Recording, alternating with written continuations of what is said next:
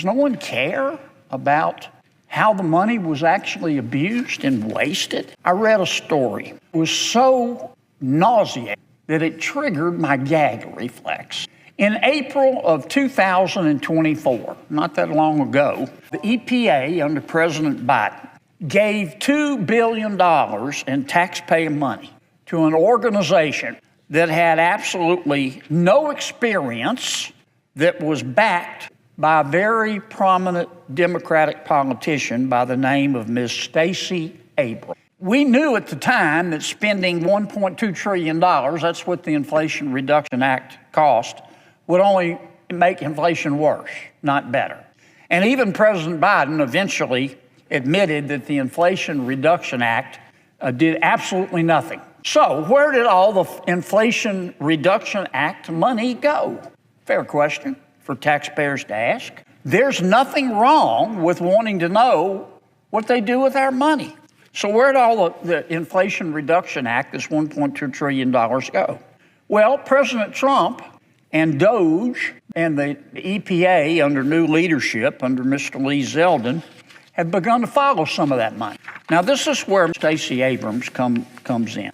I think it's fair to say that Ms. Abrams, it would be fair to describe her as controversial. She's probably best known for the fact that she ran for governor of Georgia twice, and she lost. In March of 2023, not that long ago, Ms. Abrams went to work for an organization, a nonprofit, called Rewiring America. Ms. Abrams' title was senior counsel. She was paid for her work for Rewiring America. We don't know how much, though there'll probably be an investigation to find out. Nonprofits like Rewiring America, Ms. Abrams, they have to file documents with the IRS. And one of the documents they have to file is called Form 990. This form by the IRS asks a number of questions about nonprofits. One of the questions the IRS asks is the organization, the nonprofit, to list its accomplishment. Rewiring America, Ms. Abrams' group, told the IRS in 2023 on this Form 990 that it was, quote, startup year for the organization.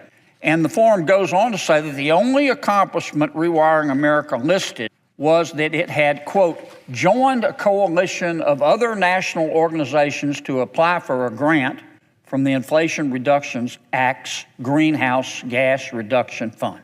In other words, Ms. Abrams' organization told the IRS this filing was their first ever tax filing in 2023, that the organization was a startup, and its purpose exclusively to seek a grant from President Biden's Inflation Reduction Act. Fair enough.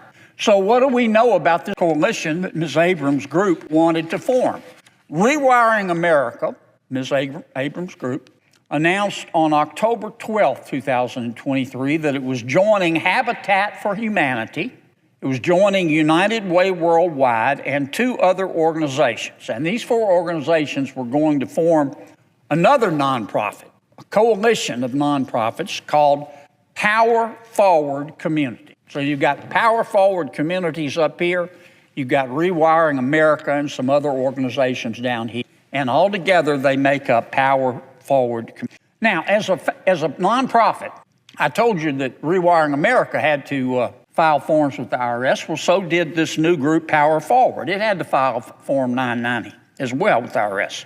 According to its filings, Power Forward had just $100 in total revenues in 2023. According to the IRS filing, it didn't list a single accomplishment. I've seen Girl Scout troops with more business credentials. Yet Power Forward Communities, of which Ms. Abrams, Rewiring America, was a part, had the audacity to ask the federal government for a $2 billion grant. For what, you ask? It was supposed to be for, quote, to expand access to clean energy by prioritizing housing, equity, and resilience. Power Forward Community said it wanted to take this taxpayer money and help people install energy-efficient upgrades to their homes. What are we talking about? Heat pumps. Get rid of gas stoves. It's good to dream big in America. I'm all for that.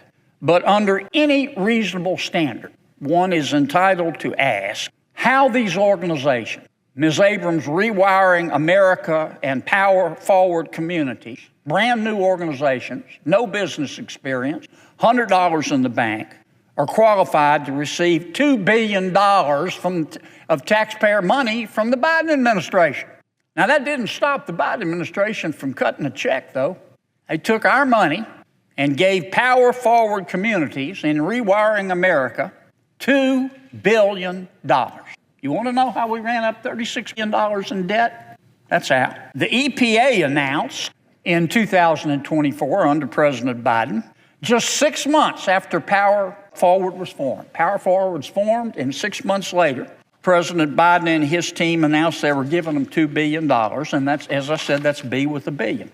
Now look, I try to see the world from other people's bell towers as much as I can, but I cannot come up with, not for the life of me, with a single rational justification as to why the EPA under the Biden administration thought it was appropriate to give Power Forward and Rewiring America to brand new nonprofits with no business experience, no accomplishments according to the IRS forms, only $100 in the bank, to give them $2 billion of taxpayer money, especially to the exclusion of every other qualified applicant for that money, if there were any other qualified applicant.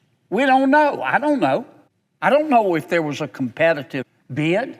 Now, I do know that the EPA, under President Biden, gave Ms. Abrams' group, her two groups, $2 billion cash. In the grant approval, President Biden's EPA said that Power Forward had to allocate this money to get rid of stoves and to put in heat pumps. They had to allocate the money. They had to spend it in 21 days.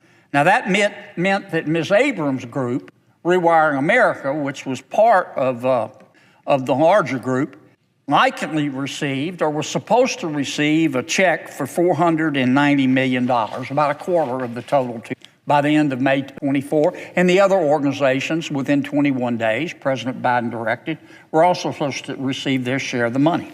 But get this, President Biden and his team directed these NGOs to distribute $2 billion in 21 days. But the Biden administration also told Power Forward within 90 days to go take a course. You know what the course was?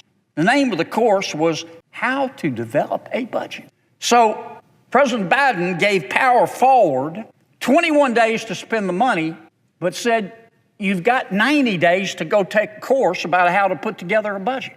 And why would anybody in the Milky Way give $2 billion of taxpayer money to two organizations that had just been formed, that according to the IRS filings had no accomplishment, and one of them only had $100 in the bank? I certainly know what it looks like. I mean, this would be comical if it wasn't so odious. $2 billion. The last 4 years under the last administration have been very difficult for them. The cost of everything's gone up. The cost of many things have gone up by 20%, and our wages didn't keep up. The average electricity bill in America went up 19%. The average Louisianian, because of President Biden's inflation, had to spend an extra $890 a month, extra, for food and clothing and car notes, and they didn't get $890 a month raise. President Biden and my Democratic colleagues told us that the Inflation Reduction Act, I remember when it was passed, they said if you spend $1.2 trillion on the Inflation Reduction Act, it'll be a lifeline to every family in America. It's not what it looks like to me. Starting to look like to me that it was really a slush fund for Washington insiders. Now, I don't want to make accusations that are unfair. I think EPA Administrator Zeldin needs to get to the bottom of this. I believe in fairness.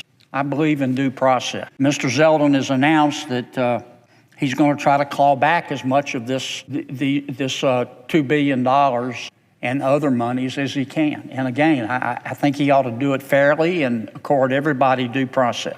But you know what? If the shoe fits, wear it, Cinderella. Here's what I see. I see two organizations in the last year or so of President Biden's administration On their IRS filings, they say we have no experience, we have no accomplishment. One of them only has $100 in the bank. One of them, senior counsel, is Ms. Stacey Abrams, a well-known Democratic politician. I see them asking the President of the United States and his EPA for $2 billion cash to fight gas stoves and getting it to the exclusion of every other applicant who might have been able to. Now, this is just the beginning of the type of spending porn that President Trump and Mr. Musk are uncovering, that people are screaming about. I'm going to repeat what I started. There's nothing wrong with wanting to know what they do and did with our money.